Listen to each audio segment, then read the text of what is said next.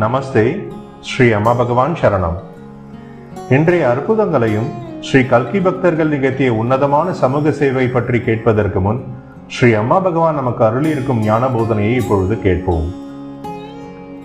எதிர்மறையான உணர்ச்சிகள் நம் வாழ்வில் எதிர்மறை சூழ்நிலைகளை உருவாக்குவதோடு மட்டுமின்றி உலகில் வேறு பகுதிகளிலும் எதிர்மறை சம்பவங்களை உருவாக்கும். ஸ்ரீ அம்மா பகவான். என் பெயர் ராம்கோபால். நான் ஹைதராபாத்தில் வசிக்கும் ஓய்வு பெற்ற கெசட் அலுவலர்.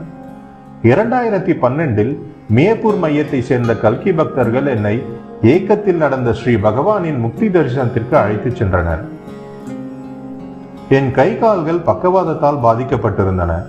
சூலூர்பேட்டை அருகில் ரயிலில் இருந்து இறக்குவதற்காக என்னை தூக்குவதற்கு சேவகர்கள் மிகவும் சிரமப்பட்டனர். பின்னர் சென்னைக்கு சென்று அங்கிருந்து ஏக்கம் சென்றோம். ஸ்ரீ பகவானின் தரிசனம் முடிந்த சில நாட்களிலேயே நான் பக்கவாதத்திலிருந்து முழுமையாக குணமடைந்தேன். செப்டம்பர் மாதத்தில் ஸ்ரீ பகவானின் தரிசனத்தில் முழுமையான நன்றி ஸ்திதியில் கலந்து கொண்டேன். ஏக்கத்தில் பக்தர்கள் உதவியின்றி 21 முறை பிரதட்சணம் செய்தேன். என் வாழ்வை அற்புதமாக மாற்றிய முக்தீஸ்வர ஸ்ரீ பரஞ்சோதி சம்பூர்ண ஆரோக்கிய பிரதாத்த ஸ்ரீ அம்மா பகவானுக்கு நன்றிகள். அக்டோபர் 2019 விசாகப்பட்டினம் மற்றும் காஞ்சரபாலத்தை சேர்ந்த ஸ்ரீ கல்கி பக்தர்கள் ஒரு வித்தியாசமான சேவையில் ஈடுபட்டனர்.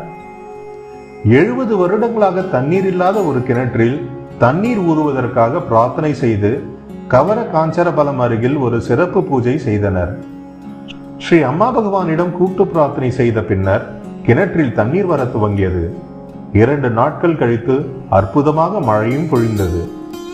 இப்போது அந்த கிணற்றில் அபரிமிதமாக தண்ணீர் உள்ளது. சுற்றி வசிக்கும் அனைத்து மக்களுக்கும் தேவைப்படும் தண்ணீரை அளித்து உதவுகிறது. நன்றிகள் ஸ்ரீ அம்மா பகவான்.